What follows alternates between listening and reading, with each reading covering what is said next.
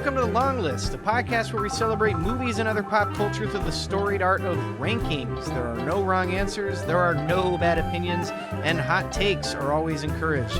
I'm Josh Muller. With me, as always, is my brother Jack Muller, and this episode is all about the Oceans Trilogy. Yeah. Oceans 11, 12, and 13. Yeah, I'm excited. Me too. I love these movies. Me too. They're awesome. I was going to get to this later, but I guess I'll just ask you this now. Is this like one of the all-time trilogies? I think so.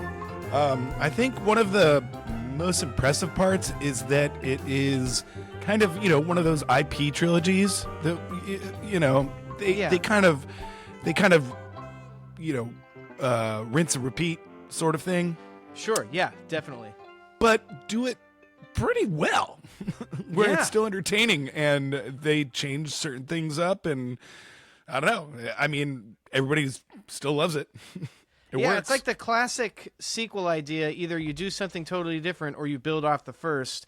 I think they're building off the first and then even the second in really creative ways, but still maintaining what works. Like they know what works, which is the chemistry between all these characters and actors, and just having fun and doing cool heists. And they somehow managed to keep it fresh whilst also keeping like the pulse of the franchise intact. I think they do a really good job. I agree. I think it's one of the all-time trilogies, but I don't know that it necessarily gets put in those discussions. No, but that's fine. Or like, I don't know.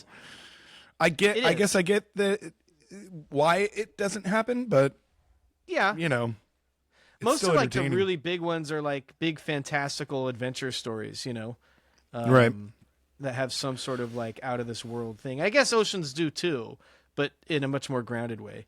I wonder like if we get like 10, 15 years out, will it grow in estimation, stay the same, low, are the people going to forget about it? Nah. This one's sticking around. Also, they're making another one too, which is exciting. Right. I saw that you put that in the doc, and I did not know that. I didn't know. Well, it just came out. Like George Clooney just like confirmed it.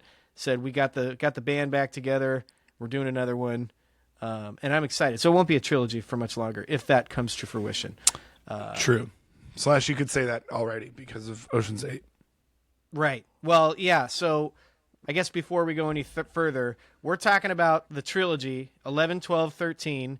We're not talking about the 1960s Rat Pack original, and we're not talking about Ocean's 8, which is a really cool movie and uses a different cast. It's kind of like a spinoff, but that didn't really have the same cast, and it has a different director.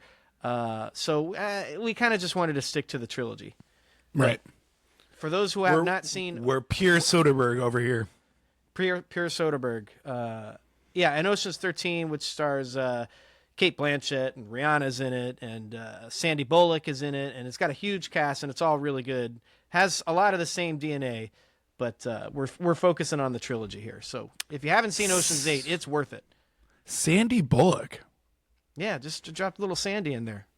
First name, I like it. Nickname basis. Just I gotta keep you on your toes now and again. No, I like it. Yeah, true. Just gotta make sure you're paying attention. Yep. I heard it. If you would like to reach out to us, our email is thelonglistpodcast@gmail.com. We'd love to hear from you. Okay, before we get it, we're gonna do something we don't normally do right out of the gate. We are going to rank the films, and that way everybody kind of knows where we're coming at with this, because there's only 3, so like that would be kind of a bummer ending to the podcast, is just rank 3 things that are right. Honestly, we like all 3, so it's like what? And then secondly, it's gonna take super long. Yeah, right. And then secondly, we're going to just set up expectations for the rest of the podcast and how we feel about these movies. So Jack, give me your ranking. This like you said won't take long. I'm intrigued. I don't think you're going to be surprised. I go number 3, 12. I go number 2, 11. I go number 1, 13. Yeah, I did know that. That part I knew. Oh, the number one being your favorite being 13. I knew that part. So you just didn't know if you thought Ocean's 12 was going to beat Ocean's 11? Well, I don't know. It's a good one. I got to say, it's well, I know this about you in that I've seen this movie more times. And the more times you see 12, let me just tell you, it grows in estimation. There are two big flaws in it. We'll get to it. Once you get past those flaws, no, you don't agree? You're confused. All right, I'll get to it now. Well, I don't know what the other flaw is, and I don't really think that well, let's just talk about it. What are you talking about? Okay, so I have. I am so dark on this screen. You are. I know you're there. Should I? Your hand do just something came out of the mist. We've Should done I do the last something few about of this? these. Nah, whatever. We've done the last few of these on virtual podcasting. At some point, we got to put up the video so people actually know what we're looking at and talking about. That will. This might not be the one to do. Nah, it's going to be great. You look great, Jack. It's not funny at all. It's pretty funny. Hey, there he is. Man, there's our gorgeous man. Oh, let there be light. It's too bright now. All right. Where were you on the night of the? Yeah, right. Exactly. So my ranking of the Ocean's film has varied over the years. I should be clear. The difference in these movies for me is paper thin. I really do love them all. So my ranking is my least favorite is Ocean's 13. Oh, you're so wrong. This is the worst take I've ever heard. Ocean's 13 is the least favorite. My second favorite, basically how they came out. My second favorite is Ocean's 12, and my first favorite is the original, Ocean's 11. I just love the original. It's just like so cool. Ocean's 12. Okay, the two big. Let's just go over it now. I was watching this. I was watching this movie with your wife, and we were both like, "Oh, I thought all this stuff." I was watching Ocean's 13. I should say. Did I already say that? No. And we were like, "I thought all this stuff happened in Ocean's 11, but it's all in Ocean's 13." Yeah, I mean, I gotta be honest. I'm not making that mistake. I got these on the back of my hand. I should say when I was doing this document, I did zero research. Like I was just like, I got it. Actually, that's not true. I did have to research one thing. I really hope you get something wrong. I might. That'll make for good content. I did have to research one thing that's a secret list because I couldn't exactly remember. But Ocean's 12. There are two problems with it. One is, we'll get to it, they kind of use the trick where Julia Roberts looks like Julia Roberts in that universe. We'll go into that more later. I just want to bring it up. And then the bait and switch ending used to bother me a lot, where like they steal the thing off screen, you don't even know, and then they go through this whole charade just to like play the game, and it looks like they lost, but actually they won because they stole it before anything even started. That part used to bother me. I have since forgiven everybody in that because everyone is just clearly having so much fun. I just have so much fun watching the movie. They're in Europe. It feels different. The music is different. They added characters. And then in the third one, they go back to Vegas. And it's great. I love the third one. I love the third one. I don't want to... No, this is like paper thin. Doesn't sound like it's like an ocean sandwich. Just smashed together like a smash burger. I love them all. So yeah, Ocean's 12 is all right. That's all I'll say. It's all. No, right. it's really good. It's great. You got to watch it 17 times and then you'll understand. That's like just like I did. Yeah. Okay. So I was a little Jack, what are confused. That's what it's all over the place. Yeah. The story. It's just about having. Once you get what past are we doing that, right now? Nah, once you get past that, it's just so much fun. You just gotta vibe out. It's a vibey movie. It's the vibiest of the three movies. No, not at all. The third one is the vibiest of the movies. We're just like totally relaxed because we know that they're gonna just kick ass in this whatever they're doing. And we're in Europe. We're hanging out on the Mediterranean. They're all like sipping wines in these big villas. They're in Amsterdam for too long. Clearly on vacation, like in real life, and just they are shooting literally at the all same time. being threatened to be killed or arrested the entire movie and have to steal something. They're not worried about it. You know, they're just we got it. We're gonna figure it out. It's great, vibey. Anyway, what's the secret sauce of this movie?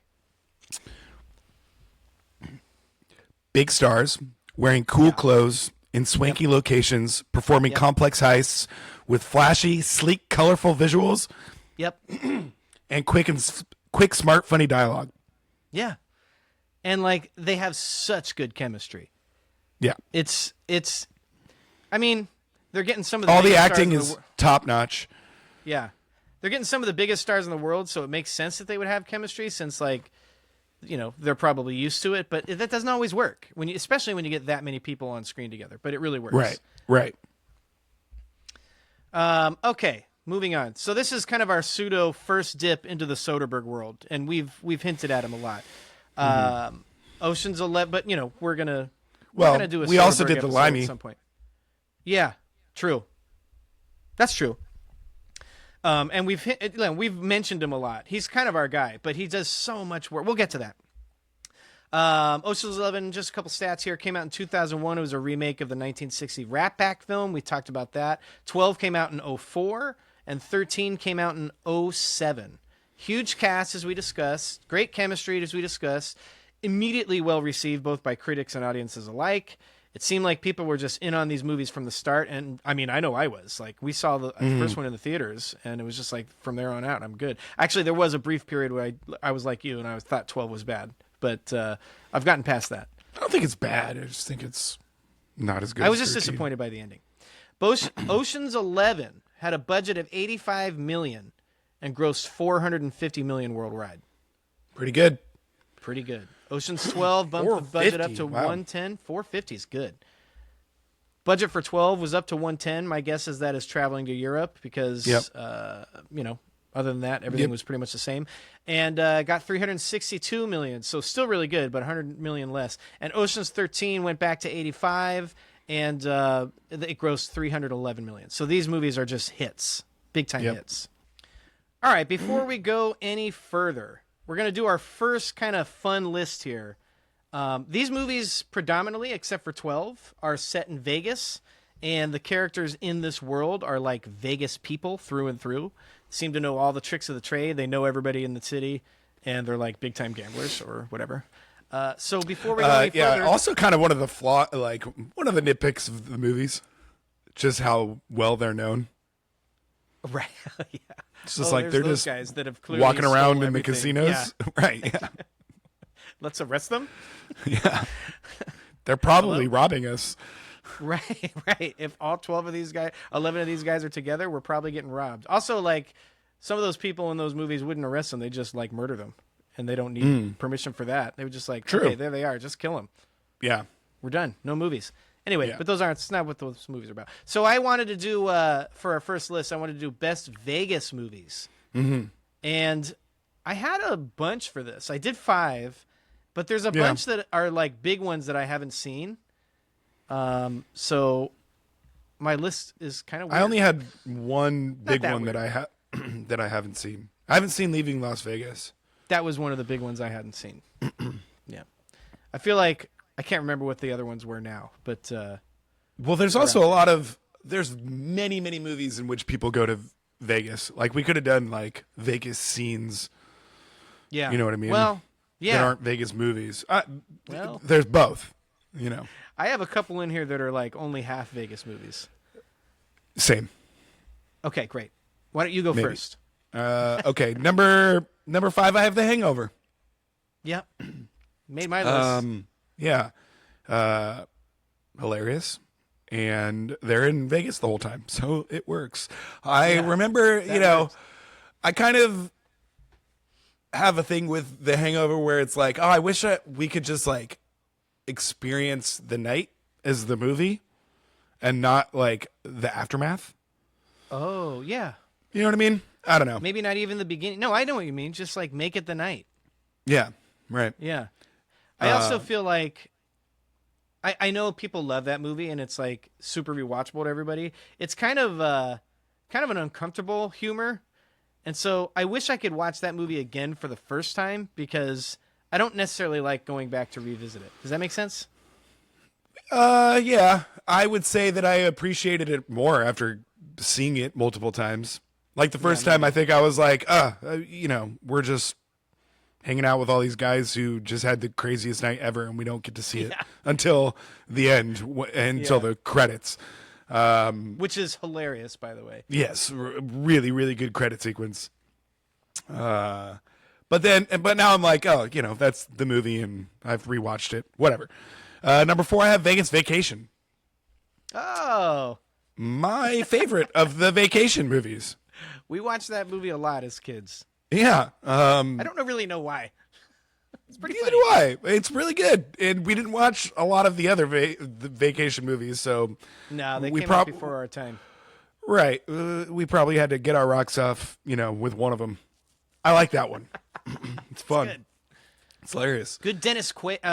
Dennis Quaid? Randy Quaid. Randy Quaid. Good Randy Quaid. Well, tough figure now, but good Randy Quaid in that movie. Okay, moving on. No further comments on the Randy Quaid story. Right. Number 3, Mars Attacks. I had it. I thought I was going to trick you with that one. No way, man. Not going to get past me. I love Mars Attacks. Mars Attacks is great. It's so good. That movie was really very, very, what am I watching as a child? Like, I watched that movie as a young child, and seeing people get, blown into skeletons was formative in my life. I was like, what is this? Yeah. Absolutely It's really hilarious. funny. So. Yeah. Yeah, I haven't it's really seen good. it in years, but I'd like to go back to it. And it's very Vegas-y. Very Vegas-y. They go to other The whole places Jack too. Nicholson thing is in Vegas, I think, right? Maybe not. Yeah, I think the majority of it is in Vegas. I was thinking about this last night. I was like, I'm pretty sure that, A lot they're of at it's the- in Vegas. I do know they're that. at the pyramid. Yeah. Number 2, I have Casino. Yeah. Yep. I Had to do it to him. Yeah. Kind of a tough hang. It is. I think it's a movie that I respect more than I enjoy. The parts that I really like, but it's just tough for me to watch Sharon Stone and Robert De Niro just screaming at the top Screaming of their lungs. at each other Having the whole said time. that, I did rank it very highly on my Yeah. Vegas list. Because I'm pretty sure I just need to watch it for the 17th time again, like Ocean's 12. Right. And as far as Vegas movies go, It's kind like of it's it. what we're That's looking it. for. Yeah. Except for Fear and Loathing, which is Yeah, I my figured number that 1. would be your number 1. Yeah. Yep. Not on my board. At all? Didn't make your list? Didn't make my list. Don't enjoy It doesn't that. even make any sense. I don't like it. It's my list. You don't like Fear and Loathing in Las Vegas? I only saw it once. Wasn't for me. I'll queue it up sometime. That movie It's is just good. It's weird. I'm glad you enjoy it. Okay, my number 5 was also The Hangover. We talked about it. My number 4 was Mars Attacks. We talked about it. Super great. My number 3 was Swingers. No? They go Vegas, there. baby, Vegas. What? Yeah. They go there. Yeah, I know. They go there. It's like a huge. It's probably more of an LA movie, but it's like a huge thing in the movie, which I was like, all right, I'm gonna go with Yeah. this. Yeah. It's not like they just go there. It's like a big, Vegas. Right. So, all right. I couldn't really remember. I was like, I know that they go to Vegas, but I don't. It's been a while since I see it. I just got it on Blu-ray actually. Found it Nice. at a used place. Number 2, I had Hard 8. Our guy our guy PTA. Yeah, they're in like Reno for the majority of it. I feel like Are they really? I thought they were in Vegas. they go to Atlantic City, Vegas, and Reno in that movie, and they're all just in casinos. I honestly, this was another one where I literally couldn't remember how much of it was in Vegas and how much of it was in Reno and Damn. or whatever. They're in a motel room for the majority of the movie. It's just like Yeah, but it's stressful. a Vegas motel room. Yeah, that's true. I don't actually know if that's true now. No, I'm starting to I second do. guess myself.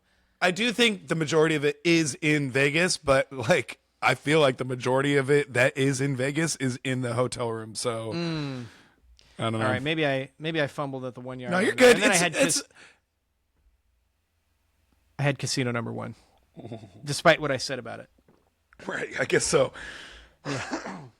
The parts that are good are really good. Like when they take that dude in the back and like threaten him and break his friend's hand, Yeah, and he's like, it's awesome. "Listen, there's a way I do it. There's a right way. There's a right way. There's a wrong way. Is the way I do it." Yeah, right. Or whatever. I don't. He says a whole bunch of cool stuff in that movie. Well, there's Plus just like a Don bunch. Rickles Yeah, I there know. not really being funny, which is also funny. There's just like a lot of scenes of De Niro like on the floor. You know what I mean? In the casino, all those just are like great. doing shit. Yeah, Yeah, getting shit done. yeah. Also, Joe Pesci is insane in that movie and like Right. kills people like with pencils and stuff. It's unbelievable. He's insane in every movie. Yeah. A top 5. Oh, that's a good one. Top 5 most insane Joe Pesci performances? JFK is way up there. Way up there. Oh my god, I didn't even have it in my mind. Yeah, That's crazy. It's kind of one you forget because there's so much happening in that. Well, he's blonde in it, so that's the It's the first. worst wig. Yeah. Oh man, it's a good. Wow. Movie. I tried to get Becky to rewatch it the other night. She was like, "No, it's 11 o'clock, and I don't want to watch a 20-minute director's cut of JFK." It has to be the director's cut. I think that's all I have. Is 4 the hours. director's cut. Well, listen, when if you're gonna do it, might as well do it. All right, let's incredible. take a quick break. We'll come back and talk more about Ocean's movies.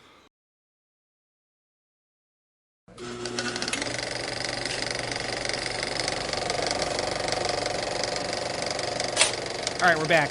We got to talk Soderbergh briefly. I'll try to keep this brief because the Soderbergh episode is coming. The guy just works, Jack.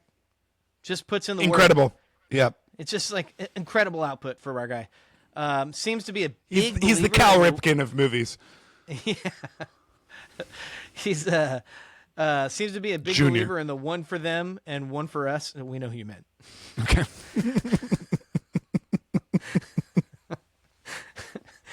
And often does multiple movies a year. His first narrative film was Sex, Lies, and Videotapes in '89, which is one of the films that kind of usher in the indie wave that was coming in the '90s, and it won the Palme d'Or at Cannes Film Festival, and he became the youngest director to win the Palme d'Or at 26. Does he still have that? I don't know. I know Tarantino won for Pulp Fiction in '94, but I don't know if he. I think he was probably older than 26 at that point. Yeah. Slash, that was like 30 years ago, so there's probably someone been might have- other people. Yeah. Right. Didn't come up in my notes.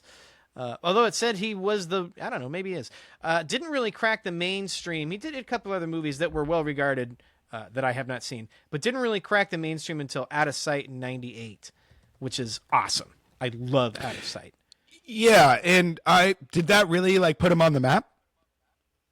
Well, I mean, it was like a popular thing. It didn't really sell a lot, but it like made waves afterwards. And then the next year, or maybe 2 years later, I have it in my notes. Then he was kind of off and running. Like that was like it had a star in it with George Clooney and Jennifer Lopez, and it didn't really, like I said, do a lot at the box office if memory serves. But it like kind of like people are like, oh, here we go, And then between '98 and then I chose 2007, just at the end of the Ocean's trilogy, because this list can go on forever because the guy just works. He rattles off between '98 and '07, Out of Sight, The Limey, which we've talked about, Aaron Brockovich, which got Julia Roberts her Oscar win. In the same year as Aaron Brockovich, he did Traffic, which got Soderbergh his Oscar win. He won for Best Director. Yeah. Then he did Ocean's 11, Solaris, Full Frontal, Ocean's 12, The Good German, Bubble, and Ocean's 13. And by my count, since 1989, he's had 8 years where he's directed 2 movies. What a guy. Just doing it for the work. And I haven't even seen... I probably haven't even seen half of his movies because he's made like 35 of them. Yeah. I look through his filmography. I'm like, I've never even heard of that movie. Yeah, there's a bunch of them. Lots of popular movies that everyone would know, and then he does a lot of the smaller projects, like sometimes in conjunction while he's doing the bigger ones. He'll just like do a weird little thing that just he wants to see, and then releases it, and no one hears about it. He often writes or co-writes his movies. He shoots them himself, and he edits his own movies. He's a maniac. And he also uses the pseudonym Peter Andrews as his cinematographer, which is just Soderbergh. He just uses a different name, and he films himself. He's done that ever since he did that in Traffic. So since Traffic, he has shot all of his own movies. Yeah, which is very distinct, and and it like looks like it too. I mean, like you put on a Soderbergh movie, you're like, this looks like a Soderbergh movie. Yeah, and it's because he's shooting it. Yeah. And I would say his movies just have like a cool look to them, whether it's editing style, whether it's the actual camera shots, whether it's the vibe. His movies are just cool for the most part. I really enjoy them. All right.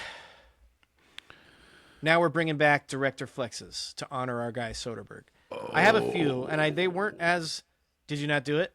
No, I didn't do this list. What? That's okay. See if you can come up with some on the fly or just agree with me. Well, I remember it just being hard, and I think I just forgot about it. It being hard kind of makes sense because mine aren't as flexy as. Let me hear him. Past. Right. So I have a major plot point in 12 being that Julia Roberts looks like Julia Roberts, which comes up with a whole bunch of problems because there's a bunch of movie stars in that movie. So if Julia Roberts' character, which is, can't remember her name right now. Tess. Tess. If Tess looks like Julia Roberts enough for them to pull off a heist, then wouldn't George Clooney's character, Danny Ocean, look like George Clooney? It wouldn't Rusty look like Brad Pitt? It just opens up a can of worms, and you know what my guy Soderbergh said? Fuck it. I don't care. This is what we're doing. What he said was, we're going to throw in Bruce Willis, who's also going to be Bruce Willis, and then we're going to use that. That's just going to throw everybody off. It's just going to be great. So I have that as my number one. The montage sequence, or not my number one, my number 1, 2, 3, 4, 5, 6, or whatever it is. The montage sequences he does, just so cool. It's just so fast cutting, so stylish. I thought about trying to pick one, but I couldn't. You know, they're all really good. I just love them all. Yeah, and like his movies, his style is kind of montagey. Like the whole movie feels like a montage in certain ways. Yeah. I have the general vibe and style of... Sorry. Oh, that's mine. I actually thought about this. I would say that using... Well, you go in case you say it. Okay. Using a little more compensation, a little more as the score of the movie is a flex. Because they change it into the score, essentially. Yeah, that's true. That's a good call. Didn't make my list. Cool. I like that. Moving on. The general vibe and style of Ocean's 12. They kind of... Ocean's 11 and 13 just feel like sister movies to each other. And Ocean's 12 really feels like everybody went on vacation. The music is different. The look is different. I don't know whether he's using a different lens or whatever he's using, but it just feels a little more like a grainy, older movie. And I just love it. Again, I can after tell. 17 watches. I do. It's really good. Josh loves Ocean's 12. I do. It's really good. It's becoming my Ocean's 13. I was the Ocean's 13 guy. You can't take that from me. Okay. Choosing to center 2 of your movies around a Vegas heist just seems like a big flex because can't believe like Vegas is like, yeah, cool, that sounds great. Here, shooting our casinos. And then, Interesting. it's like, yeah, I don't know. It's just great. No, yeah, it I also works. like how they went I back wonder... to Vegas in 13 after having already done Vegas. Mm-hmm. It's so good. It's really good. I'm not arguing. Number 2, the cast. The cast is such a huge flex. Getting all those movie stars, adding to each of the movie, and finishing off again with 13. They get Al Pacino. Come on, who's like full Al Pacino in that movie. It's just really great. And I don't know how he did it. It's They clearly just gave well, I have it later in my I mean, the notes, first they one gave everybody pay cuts. made $450 million at the box office, and none of the other ones were less than 200 million or 300 million. So Right. So there's that. And this is in the notes, but they were able to get all these movie stars by most of them taking pay cuts on the front end and getting points on the back end, and that worked out. yeah, So good job by them. And as mentioned before, Soderbergh was the writer, director, and cinematographer. And actually, I don't know if he was a writer. I didn't write that down. I just said it out of. He was the director, cinematographer, and editor of the Ocean's trilogy, which is just crazy. Also, I think I've said this before, but he often edits in the car ride home back to his hotel. I was like, "Here, I got the dailies for today." Yeah. What a psycho! Oh. the editing is all over the place. It's all over the place. Of all of his movies. Yeah, we were talking about that for the Limey, where it's just like it's almost like overly edited in some parts. Oh yeah, the Limey he's really going for it. He's really flexing those chops. All right, we got to talk the characters and the cast. We've alluded to it. It's an all-time elite cast. I thought about doing like all-time top 5 ensemble casts, but I feel like we've kind of touched on that before, so I didn't do that. But anyway, these movies have real star power. Well, that would make the list. Most of the big stars took front-end pay cuts for the back-end payoffs, like we said. It's robust. It's fantastic. It has cameos, and they add to each movie. Notable cast members amongst the 3 movies include George Clooney, Brad Pitt, Julia Roberts, Carl Reiner, Andy Garcia, Matt Damon, Elliot Gould, Bernie Mac, Catherine Zeta-Jones, Al Pacino, Scott Conn, Casey Affleck, Don Cheadle, Albert Finney, Eddie Izzard, Ellen Barkin, Vincent Cassell, Bob Einstein, Eddie Jameson, and Kin Schaubo, which is the acrobat. Eddie Jemison and Kin Schaubo are not really household names, but they were the last 2 members in the crew, so I didn't feel like leaving them out. And the rest of them are just like you side can't not leave them out. Can't leave them out. But I don't know that Yen I've is seen one of my them in favorite anything else. dudes. Yeah, well, I got that coming up. Mm-hmm. So for the next list, we're going to be doing top 5 side characters. You got to keep it to 5. And this can't be crew members. Yeah. Yeah. No? Oh, no, I got 5. Okay. I realized I didn't put someone on my list, but I'm pretty sure you probably did, so I'm just going to go with it.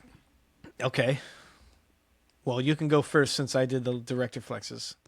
Number 5, I have Eddie Izzard. Yep, yes. Who actually is not Eddie Izzard anymore. Right. I'm 98% sure I saw him or her, I guess her, at Zazie. Really? Yeah, and waited on them with somebody else. I was like really extra pretty sure, and she was all like done up in makeup, but like, I wasn't totally sure. And then if I asked, that's going to be like a really bad look. So I didn't, but I'm 98% sure. That's a tough ask. Yeah. Are you in fact formerly Eddie Izzard? Yeah. Susie Izzard. My bad. I didn't know that. No, you're good. Henceforth. Number 4, I have the hotel review guy from Ocean's 13. The hotel review guy? Oh, yeah. The guy who they're torturing the whole time. Just because I love that like that plot point. I think it's hilarious, and it's really good. It's really good. Number 3, I got Topher Grace as Topher Grace. Oh, that's good. Because that's good. He's really weird in the first one, and then when he shows up and he's just like a crazy drug addict in the, I guess what is that? The second one? I guess it's just so, really they're bringing the lore of Topher Grace into this movie. Like we're showing the progression of how he's crazy or something. Like what is that? It's really funny. Number 2, I have Bruiser, who's the big bald guy from the first one, who's Danny's friend, or I guess. Yeah. And he's just like, oh, my wife got pregnant again. And Danny's like, yeah, it happens. Number 1, I got Terry Benedict. He was my number 1 as well. Hey, let's go. He's just so good. He's so good. He's so good as the villain. He knows exactly the speed they needed, which is just like quiet, reserved. He never speaks above a whisper. It's just like he's so good in the movie. Yeah. I don't know if I have this written down in any of like coming up later or anything, but like, why is Julia Roberts into him? I don't know. You know what I mean? I don't know. There's like he's literally like the exact opposite of Danny Ocean. Okay. All right. Well, yeah. That's Does actually. he make you laugh? He doesn't make me cry. He doesn't make me cry. Yeah. See, I got it. It's all up here. No, yeah. I was watching the movie and I was like, I knew that line was coming. I was like, Nice. but yeah, no, that's true. He is the exact opposite, which made me be like, why is she with him in the first place? But it makes sense. He's rich. Whatever. He's handsome. He's very handsome. All right. Here's my list. I had Susie Izzard number 5 as well. Oh. Really great. Super funny in the movie. Super funny. And just awesome. I had Linus's dad, played by Bob Einstein. That's the one that I didn't. That's the one put you down. didn't think of. Yeah, Yeah, He's really funny. He's so funny. That guy's really funny and everything. I remember I was watching. All right, I don't know if anybody noticed that, but we had some technical difficulties. Jack is back. I was gonna say with Bob Einstein, I saw him on Comedians in Cars Getting Coffee once with Jerry Seinfeld. He did this thing. They went and got breakfast somewhere, scrambled eggs, and he was saying the whole time. He was like, Jerry's like, how's your scrambled egg? It's awful. It's just terrible. Tastes like cardboard. Tastes like sawdust. And he's like, I can't stand this. And then the waitress comes by and she's like, how is everything? Is this so good? Can you put it in a box for me? It's just like everybody always talks about him as like he's just the most naturally funny person. He was so funny on Curb Your Enthusiasm. He's just so great. Literally my favorite person on Curb, I think. Yeah, so just like when he's in the Ocean movie, just for like 19 seconds or wherever long, he's just so funny. Right. Number 3, I had Isabel, the Catherine Zeta-Jones character. Just fits right in, for reasons. That's your number 3. Yeah, it was just, she's just a great addition to the crew. I literally was like, Josh is going to put Catherine Zeta-Jones as one of his 5. And I did. But also, obviously we're sort of insinuating jokes, but also she's like the emotional, weight of that movie. It's kind of like her story along with the others. I like Ocean's 12. Why don't you write an essay on it, dude? Speaking of, number 2, I like the Night Fox. That's my number 2 guy. But he shows up in 13 as well. It's good. I forget the actor's name, but he's really famous in France. It's Vincent Cassel. Right. You said his name earlier. Yeah, but I wrote it down. I forgot. Well, it's okay. So to tell the audience, I suppose, I hadn't seen Ocean's 12 until a couple weeks or last week. I wasn't going to out you. No, it's fine because whatever. I don't care.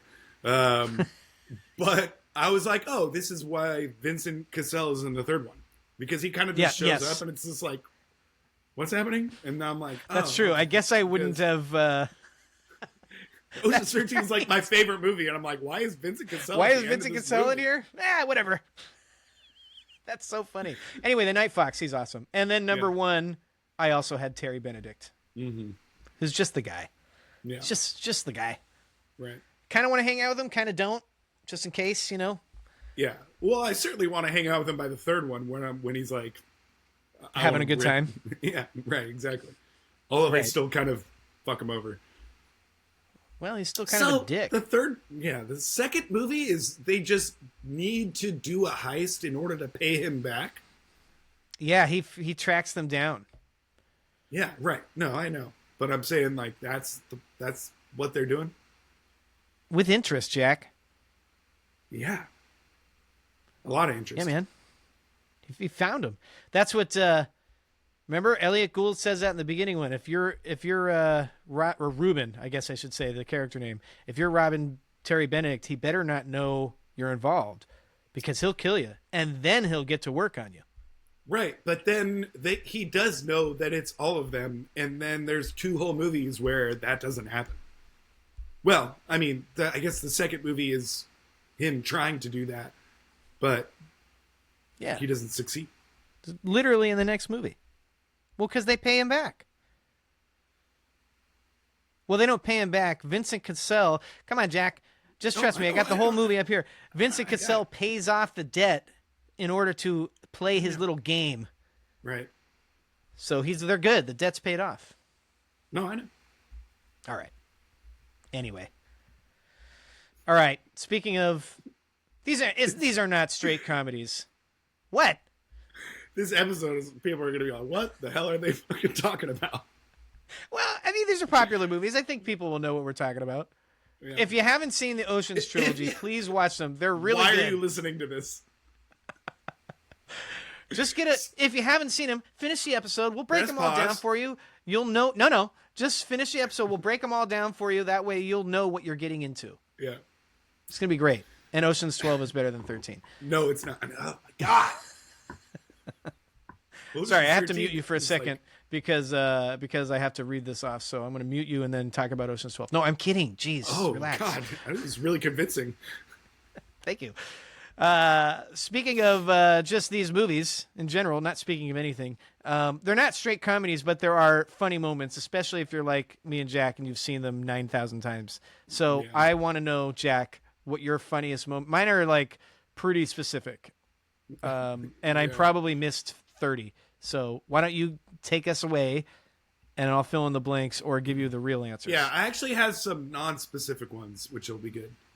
Looks like I also have some specific ones that like won't sound specific because we've talked about them, and I don't know if the rest of the world thinks they're funny. No, they won't. But they are. I know what you're talking about, and they're not funny. It's my number 2. It's my number 2 too. I hope we're talking about the same thing. We are. Okay, great. Why don't you take it away? All right, number 5. I love that like they have the different names for the heists. Oh. And they kind of like lean into that a lot in Ocean's 12. Yeah. Which I didn't I don't even know if they do it in Ocean's 13 at all. But I kind of forgot that they did it in Ocean's 11. And then when I watched Ocean's 12, I was like, oh yeah, it's a thing that they have like a bunch of different heist names, and we're gonna need a Marilyn Monroe and blah blah blah. Yeah. They just do so it not the heist names, but the like the actual heisters names. The type of heist that they're doing. Well, the job that they need to be filled for the heist. Like when they say, I don't remember what the names are. When they say we need a Marilyn Monroe with the best whatever we've ever seen, they're talking about the crew members that they're going to. No, they're talking about right? No, let's just use Marilyn Monroe. I don't even know if that's what it is, but that means that they're going to need like Tess to act like a different person.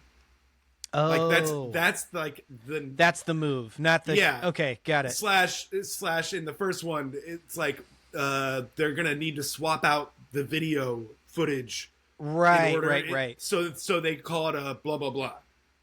Apparently, those code names are accurate to the con world. Really? I heard that. I read that somewhere in my research. I didn't put it in my notes. There's no way that's true. I'm just saying. We can fact check it. Makes it even better. I'll fact check it. What? Makes it even better. I'll fact check it while you're doing your list. Number 4. The nose plays. Oh, that was my number 2. That's what I was talking about. Oh. Yeah. Okay. The nose plays. We say that all the time. Yeah, we do say that all the time. We also say another thing way more often. Okay. So the nose plays. I think the funniest scene is when they're all in the store and they're all wearing big puffy jackets for no reason at all, and they're like talking about Linus's doing the nose trick. Right. which is absolutely hilarious. So like they just like flash cut, and Danny and Rusty are just like wearing these big puffy jackets, talking about Linus doing the nose, and they're like, the nose plays, and he's convincing them, and then he ends up using the nose. I don't know, the whole nose gag. That's my number 4. I love number it. 3. It's really funny. I love when Yen gets in the luggage and gets lost in Ocean's 12. They're like, it just plays out really well. My number 2. I'm going Right? to jump in real quick and say I can't confirm that they're real names, but I definitely read that somewhere. So I don't. So now I wonder if I've been duped. Can't confirm it. All right, continue. Number 2. Number 2. You think we're gonna need one more? Oh yeah, yeah. Let's get one more. Yeah, let's get one more. It just All became. right, we'll get one more. Yeah. All right, we'll go more. It just became iconic in our lives. It became a thing. Number 1 is the smash cut to Mexico when the brothers are protesting, and they send down the second brother, and they're like, "Well, we sent him down to bring back Casey Affleck's character." They're like, yeah, they're just like charging the fence. It's just so good. That whole plot line is so just, great. It's like, I can't believe he's just down there filling up the dice, but then gets just like sucked into an actual, labor dispute. Yeah. It's so good. It's so funny. Is that your list? That's my 5. Okay. I have 7. I have the Evil Knievel 20 questions thing. Is he alive? Yes, 19. Is it a man? Yes, 19. Is he alive? Yes, 18. Evil Knievel. Damn it. It's so good. It's really funny. Number 6, I had Do You Think We Need One More? Which I love and is an iconic thing. I don't know how much I was like, is that funny? Like, is it, or is it just a thing? It's certainly a thing. So I get why you put it number 2. I probably should have put it higher. No. When Brad and George are having lunch when they're doing their recruiting mission, and Livingston Bell is off in the background, and he's tripping over dog leashes as they're just having like a conversation. I laugh at that every time. I laugh at pretty much everything he does. Yeah. Anytime Yen speaks in Chinese and the other characters just totally understand him, it works. It's a great bit. They do it a bunch of times. It's so funny. In Ocean's 12, there's. That's really good.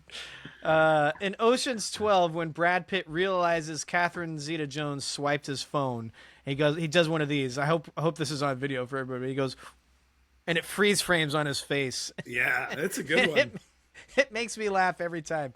Number 2, I had the nose plays, and number 1, I had the Mexican workers strike. No way. Yeah, it's really funny.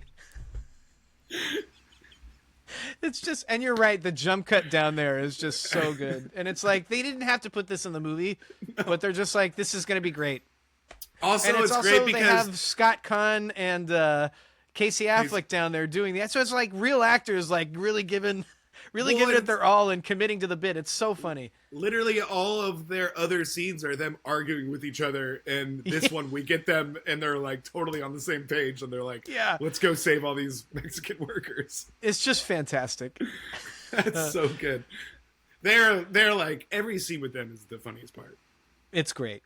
Our last list is hard. I had a tough time with it. I'm just saying right now. Yeah, honestly, I just banged it out. Just try not to think about it too much. It's probably the best call. We'll get to it. All right, let's take a quick break, and then we'll do the third segment. All right.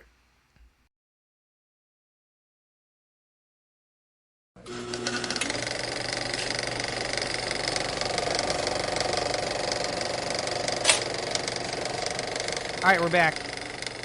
Jack, I have a secret list for you. Ooh. I am ranking the snacks Rusty eats throughout the Ocean's movies. I kind of did that. Brad Pitt, often known for eating in his movies, and he's certainly eating in all of the Ocean's movies in almost every scene.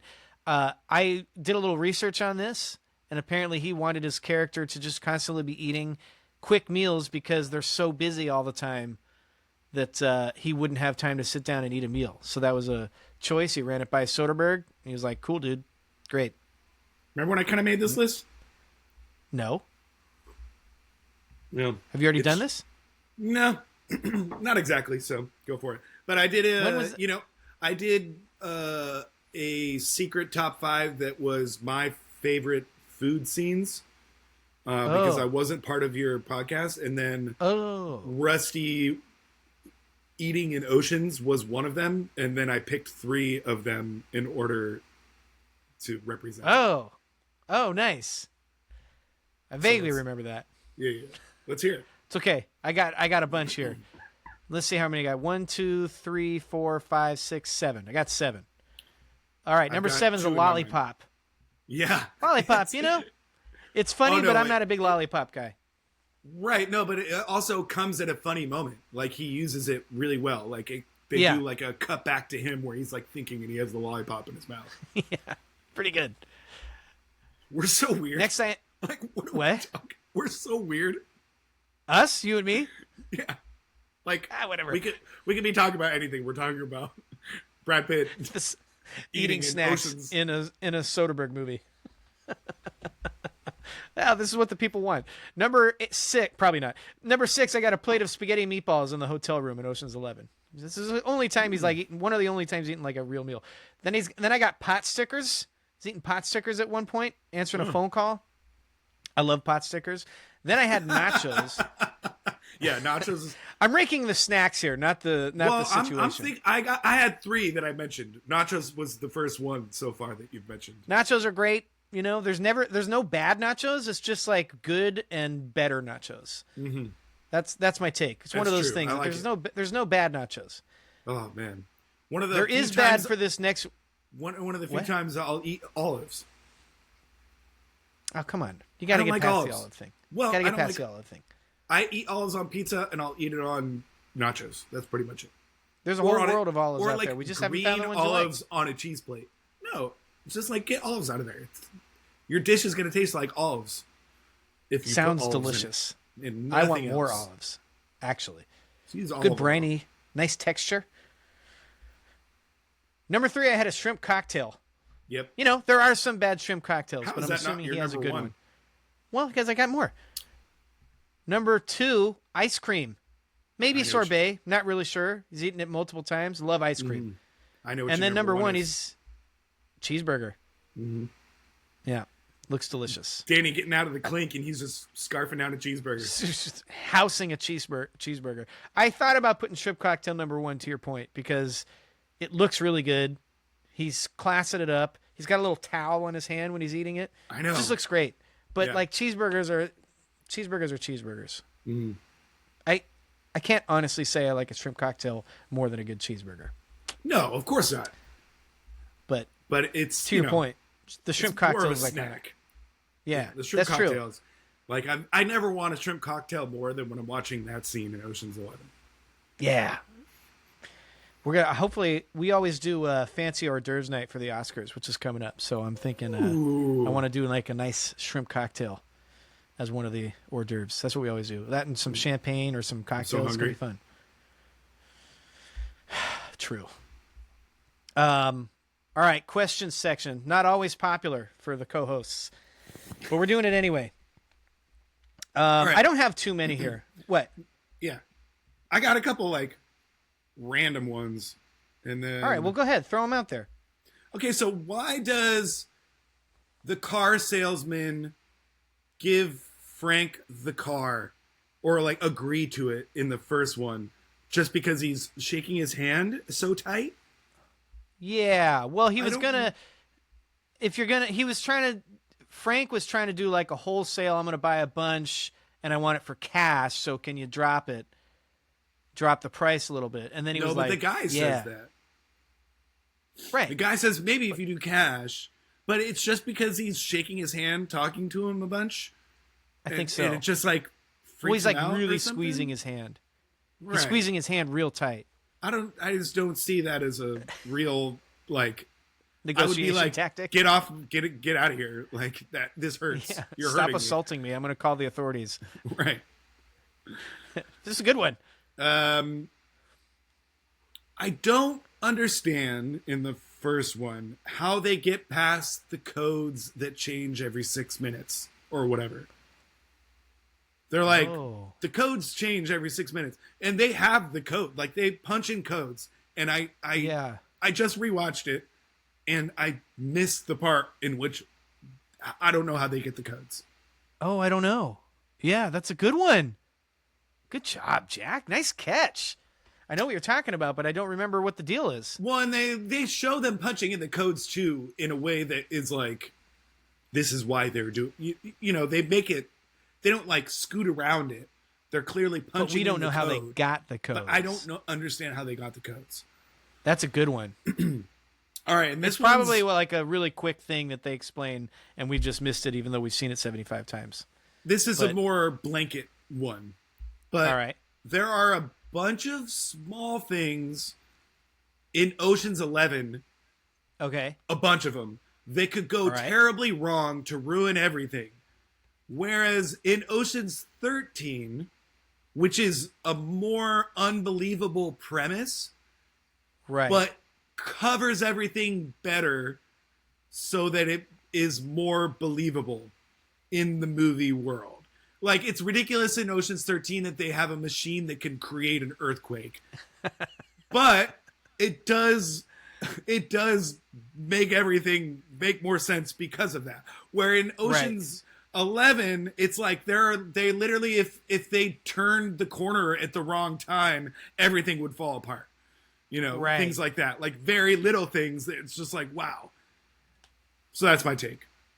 I like it. I think it makes sense. I wonder if they're just like, we've got him for 2 movies, so in the third one, we're just going for it. You know, I also in the what I'm saying scene, is in 13, the fact that they go bigger makes it a little bit more believable. Like I don't have as many questions in Ocean's 13. This is me going on about Ocean's 13 being better, but I don't have as many questions at the end of Ocean's 13. Whereas in Ocean's 11, I'm like, what's going on with that? Yeah. How come we didn't plan that out? Or like, makes sense. I don't know. Just a bunch of small, like him going into the room with the guy beating him up. So they're in there for like an hour, like, and he's just beating him up for an hour, and the power goes out in that hour. And the 2 dudes at the door, when the power is going out, don't go in and check on the 2 people inside. I have another one for that scene, James. Almost called him James. Jack. Nobody knows during that scene. This is my number. How many do I have? 1, 2, 3, 4, 5. So this is my number 4. So I'll just do that first. The Bruiser noise thing. The guards outside the door can hear Bruiser making noises. Yes. And yet at one point, Danny Ocean's like, "Dude, Bruiser, not yet. How's the family? I'm pregnant again." You know, like presumably they would hear that. It's not like they're talking under whispers. Absolutely so ridiculous. Yeah, that's a bad job by them. So my number 5, I'm going back to number 5 now. This isn't really like a plot hole question. It's just like I have questions and I want answers, and I hope they make a prequel. Ruben says when he first meets Danny the guy with the thing in the place. Yeah, he says, you guys did great for me with the guy with the thing in a place in Belize.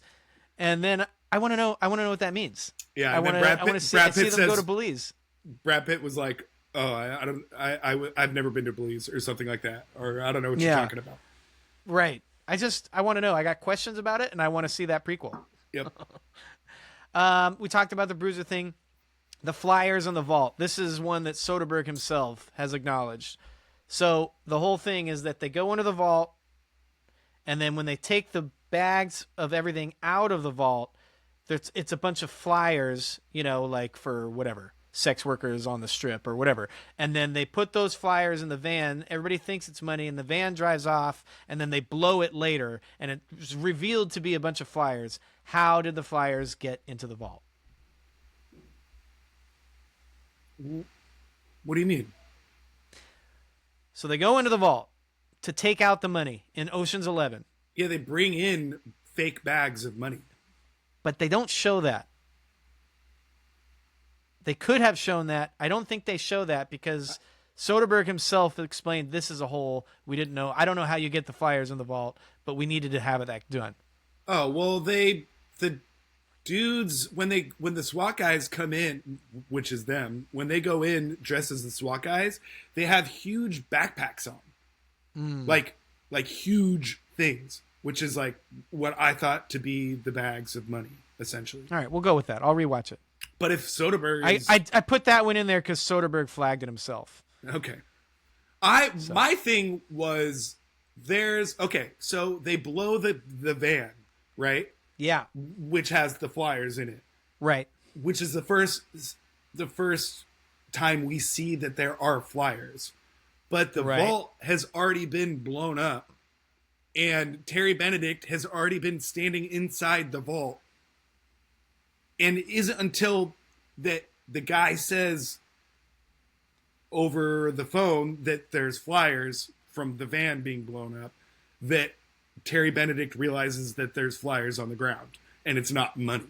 But he's been standing in the vault the whole time and should have realized that this isn't money, this is flyers on the ground. I don't think he's standing in the vault, though, right? He's standing, like, in the control room because he asked the guy... He goes down to the vault. He's, like, standing in the vault. And that's when he says, tell me... No, he calls back to the control room. Oh, you're right. He calls back to the control like, room. He's like, does it say Bellagio on it? Does it say Bellagio on it? Yeah, you're right. So I don't know why he's standing in there the whole time with all this... Not realizing that it's flyers on the ground? Yes. Yeah. Ooh, that's a good one. Somehow the flyers, you know? Yeah. I don't know. Here's my number 2. In Ocean's 13, Ruben has this health crisis. Sort of. Mental health crisis. He's like in a coma or whatever. Yeah. Wakes up. First time we see him after waking up, that dude's puffing a stogie. Sick. Just like ripping cigars. I was like... That's your question? Come on, guy. It's just like, you know, even Ruben, like, let's give it a rest. You know? Let's wait a couple days. We just woke up from a coma, guy. We're trying to do this thing for you. It was an emotional coma though. It wasn't like a health thing. Like he we're not doctors. Right. But he also, you got to think about it. He's been like that for however many weeks, and he hasn't smoked. He just took his break. Now he's back. I'm just saying. He hasn't smoked in like 2 weeks. Give it a week. You know, let's just make sure you're out of this for the foreseeable future. Hard disagree. I love it. All right. My number 1 is a tie for the 2 things we've already addressed. I didn't know that we were going to address them, but let's address them in detail now. The 2 big problems with Ocean's 12. The Julia Roberts thing. Does it bother you? No. It doesn't bother me either. I see why other... knew that it was going to happen and just saw this movie for the first time like a week ago. Yeah. I see why other people are bothered by it. It like opens up questions in the world, but that's not why we're here. Right. It's super dumb. We're here to have a good time. That's why it's not. It's why it's the third worst. So good. Whatever. What am I trying to say? And then the second one, the other one that it used to bother me for a long time and has now since not bothered me. But the thing with the whole bait and switch, stealing the egg before we even get started, like they steal it off screen before all the heists even get going. And then at the end, when we think they've lost, it's like, nope, we stole it 2 weeks ago, and we've just been putting on this charade. And it's like, what? Yeah, that's a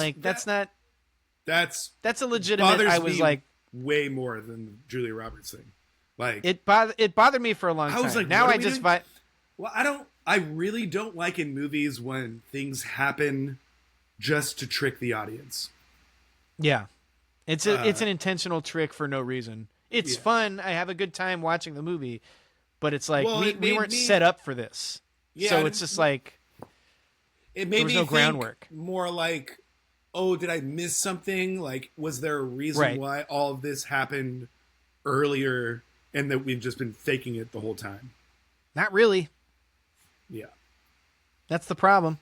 Yeah, but I also don't care about it. Yeah, I get what you're giving me that look for. I just have more fun watching Ocean's 12. But for a long time I was elite.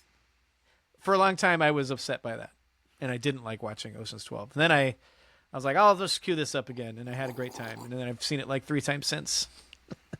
It's really good. I'll give Ocean's 13 another go. Last time I watched Ocean's 13 was with the kids, and they were into Ocean's 11 and 12. Lily loves them, and the 13 was like a rough watch because it's not his fault, but James just like couldn't follow the story. He was like, "What's happening?" And so every like 5 minutes, I had to watching pause Ocean's 12. Yeah, right. But I had to like explain the whole thing throughout the whole time, so it wasn't a fun watch. So that could be coloring my perception. I remember. I still stand by what I said. Our me, Alex, you, your family, and our parents were all up at the cabin, and you and our father and the two kids were playing spades. And me and Alex and Becky watched Ocean's 13.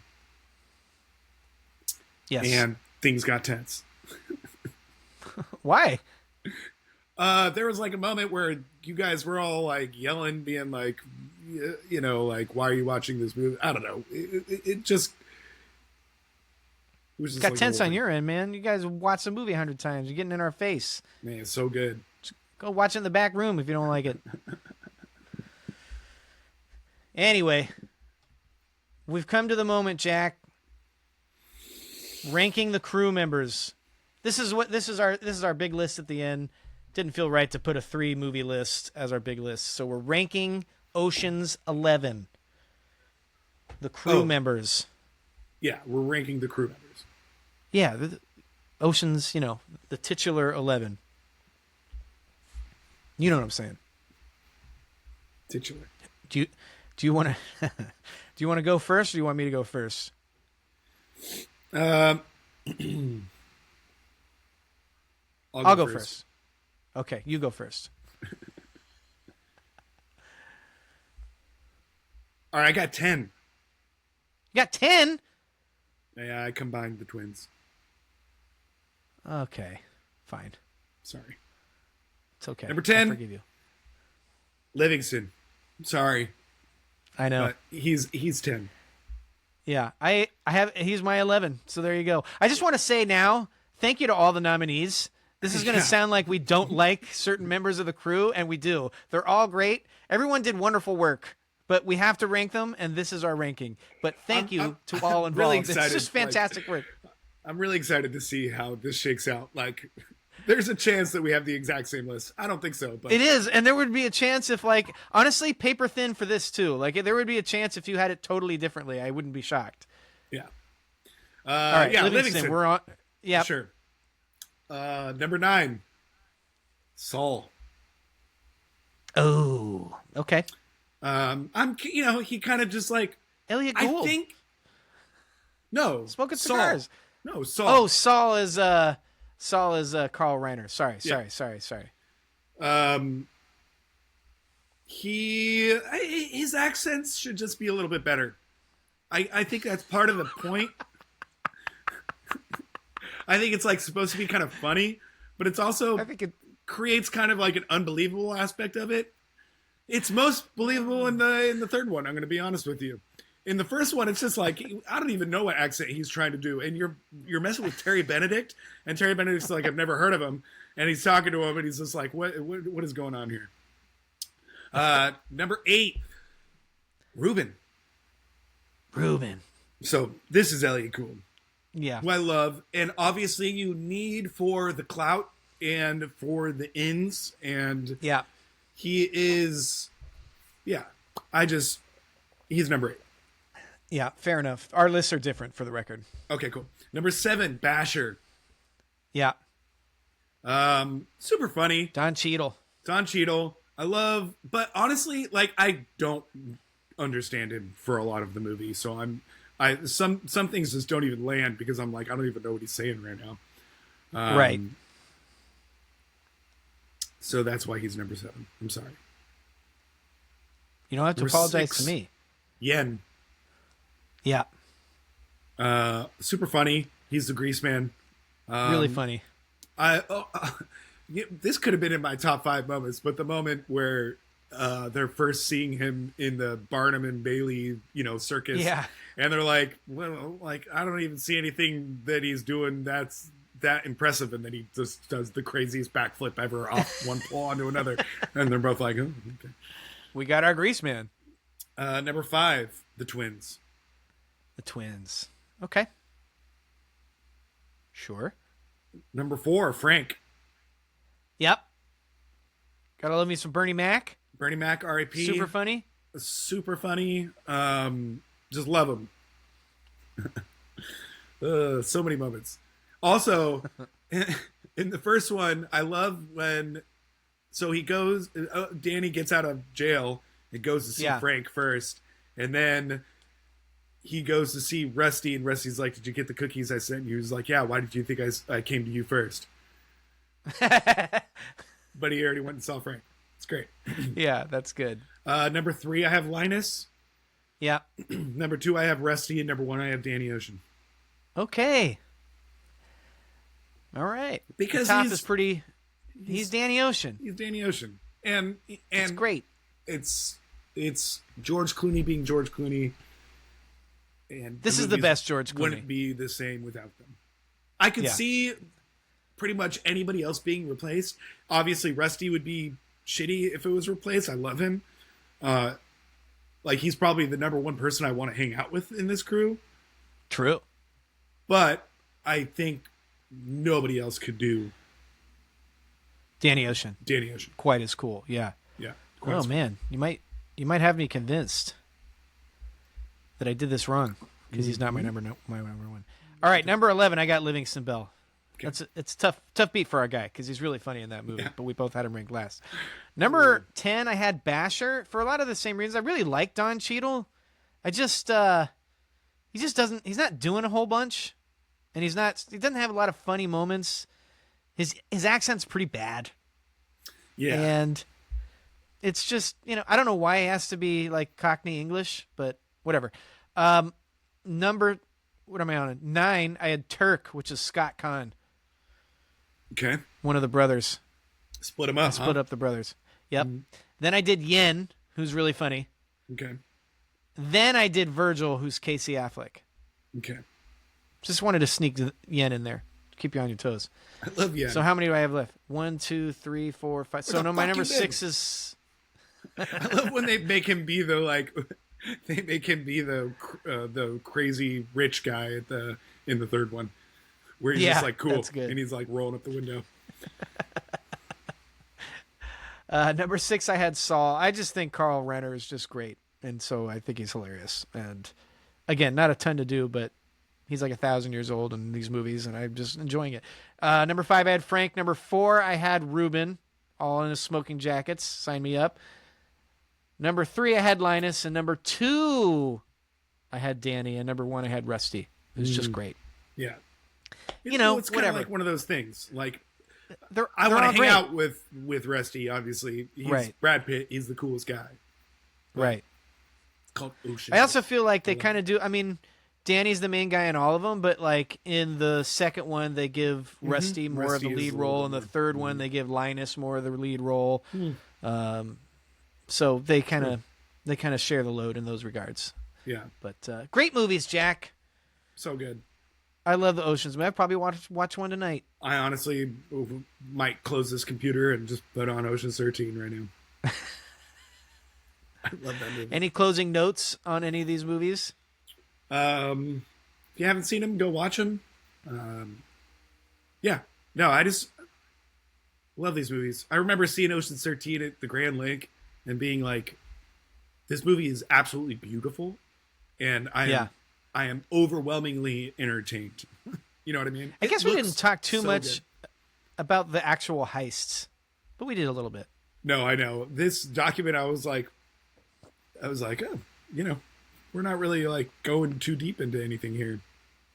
Yeah, just, hitting the Oceans movies. Yeah. Just they like look great. They look great. His movies are so cool. I know. He just does a good job by Soderbergh. When are we doing the Soderbergh podcast? I'm ready. I don't remember when he just like made Traffic, and it was just like, like I feel like all of his movies are like fun, kind of, maybe a little bit serious here and there, but they're just, pretty entertaining and fun. And then Traffic is just And like then Traffic, really just gnarly. really intense. Yeah. He came out with I didn't even know this, but he came out with a horror movie last year. Forget what it's called. Yeah, it's called. I don't know. It's the one It's where like a you're in one-word title. Yeah, you're in the perspective of the ghost. Yeah. Scary. What a maniac. Yeah. Also, he did Black Flag last year, which we saw and liked. Yeah. Saw together in the theaters. Everybody loved that Black. movie. I keep calling it Black Flag. It's do. Black Bag. It is. It was okay. Good movie. It was all right. I think you both and I were like, well, we expected a little bit more of that. Right. But it was fine. It was good. We have Ocean's 13. We do have Ocean's 12. That's true. What a jerk. All right. Next up on the docket, at least recording-wise, is Oscar prediction show. Yep. I don't know if that will come out. I don't know the sequence that we're going to release these, but that'll be what we're recording this weekend. And then we'll probably do, I don't know, my thinking for after the Oscars, well, we don't need to do like a full episode, but maybe we just do like a quick one and like the first section is a recap episode or something, or like a recap thing. Yeah. How do you feel about that? Or we could devote a whole episode to it if you want, but I don't know I don't know if we need to. Right. We'll see. We should probably pick something to do that's light and easy that we could splice that in just in case we talk about Like maybe another fun wild card episode or something with a Oscar recap in the front end. That could be good. Yeah. All right. Well, Jack, always a pleasure. And everyone go watch some Oceans movies Yep. and expand your Soderbergh personal repertoire if you haven't done so already. And we'll see you in the next one. Yes. Thanks for listening. Thanks.